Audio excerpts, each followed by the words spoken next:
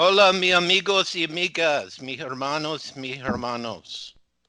Okay, I started in Spanish.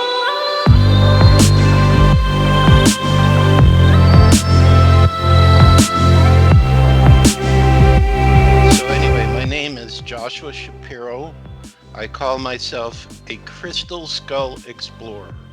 So you are based in United States. I was born in Chicago, which is in Illinois, but now I live near Atlanta, Georgia. I basically wanted to talk with you about the schools. Would you like to introduce yourself first for the people who don't know you? What you do? Oh, muy bien.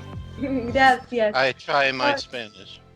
I know some Gracias. Spanish because one of the places I needed to go to do my research about the crystal skulls is in Peru, your neighboring country to Yes. Argentina.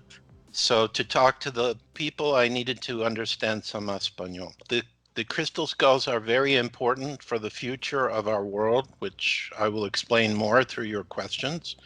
And I do the best that I can to share very good and clear information about what they are. Um, for the people maybe who saw the last Indiana Jones film that was shown in 2008, that was showing, one main crystal skull, but did not really show how it is in real life. They glamorized it, but there were Mhm. some aspects. I've personally been involved with crystal skulls since 1983, so over 36 years. That's when I saw my first crystal skull, which was made out of amethyst quartz, which is a purple quartz. And that skull is known in the world today as Ami, which is kind of like French for friend. But that name was given by a former guardian of the skull who has passed away for some years, but was a good friend of mine. Uh, so I saw this amethyst skull in 1983 through a photograph of it. It started talking to me, which some of your listeners, if they're not following a spiritual path, how can a photograph, how can a crystal skull talk to you? Well, there is a living consciousness I have found with I don't know how many crystal skulls I've seen that works through it, even through a facsimile of it, like a photograph. And it basically told me the crystal skulls were returning to our world, that they had been gone for a time, and that they were here to help humanity to create world peace. And then I heard, so now that you know, Joshua, what are you going to do about that? So that's my day number one as a crystal skull explorer. So I did have a chance to see the real crystal skull about 2 weeks later. And there's a very powerful energy field that surrounds these crystal skulls. And when you have contact with it, it changes you.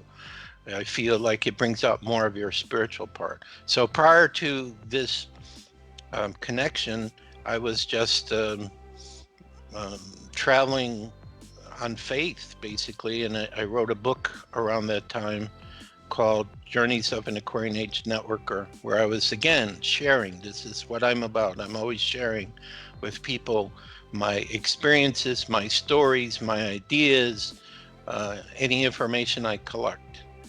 So I had a book called Journeys of an Aquarian Age Networker, which I self-published, and Crystal Skulls were not in that book.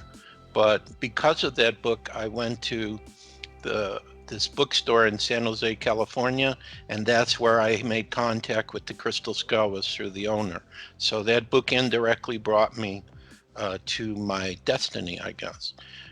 Prior to that, just like most of your listeners, until I was in my late 20s, I had a pretty much normal life. I studied computers in college. I had different computer jobs. But basically in 1997, when I went to Peru to look for another crystal skull, which I call the blue skull, uh, you know, um, then I really became more serious about this.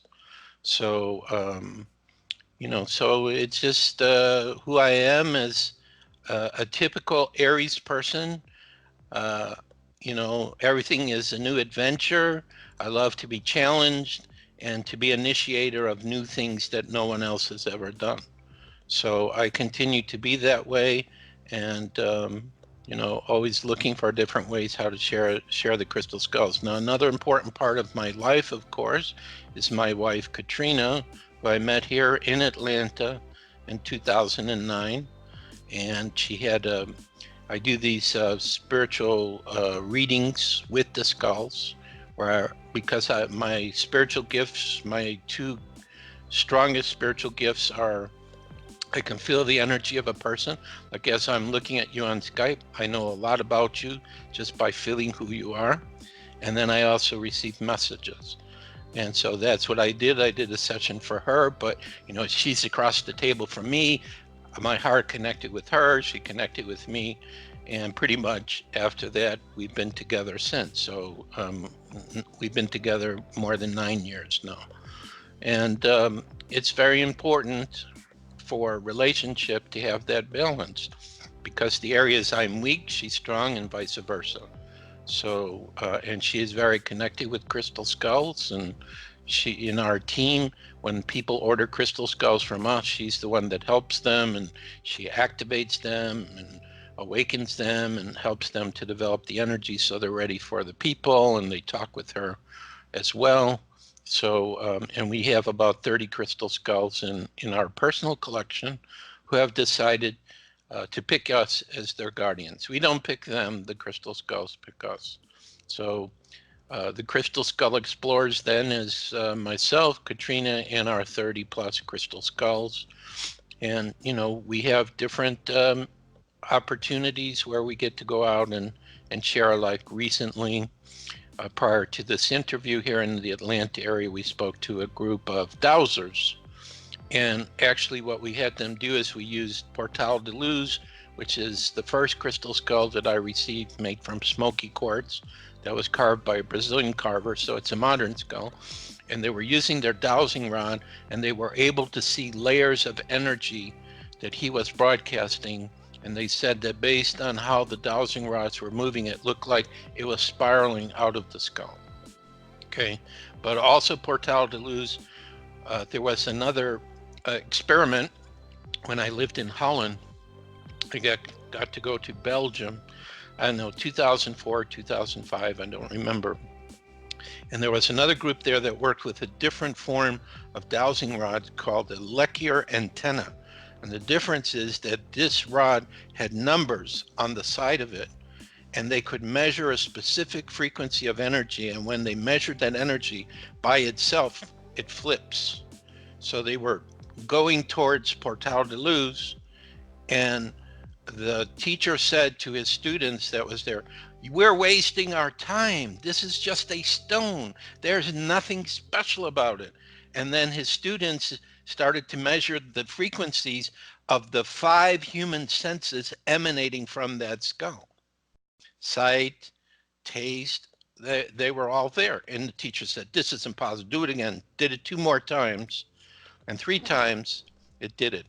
And, and it's the same thing too, Portal de Luz. When I was in Holland, I went to this special showing of a movie about the Mayan prophecy before 2012.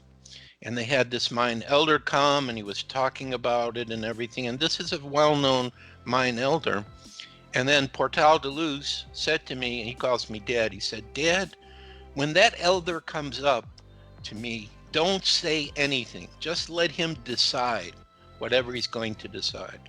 So, I'm just sitting there quietly, because normally what I would do, being the Aries, I would say, well, I have to show this crystal skull to the elder, because that would be a great joy for me. It's, like sharing a gift. But Portal de Luz said to me, "Don't say anything, don't do anything, just let him come up to me." And because this elder knows about crystal skulls, Yeah. I knew that he was going to come and look. Okay, so I was quiet, and of course the elder only spoke in Spanish, so I needed a translator because my Spanish wasn't very good. And so the other's going, "This crystal skull is one of ours. You need to give it back to us." And I said, "Grandfather, no. This one was done by a carver in Brazil who I know, and I met him, and it's not an old skull. He says, you don't understand. He was thrown because of the special energies that Portal de Luz has picked up because, how do I work with him? I take him to crop circles. He's done hundreds of meditations. He sat in sessions with, I have no idea how many different people. So he's alive, and he has a consciousness working through him. And the elder could feel that powerful energy. And because Portal de Luz is a very well carved skull, it's almost an exact duplicate of a human bone skull, he thought this has to be one of theirs, but it wasn't. And then the only way I could convince him is I had to take a smaller skull, because Portal de Luz is smoky quartz, so he's kind of a gray color, made by the same carver, and show it to the elder, and he saw they were the same, and then he was quiet.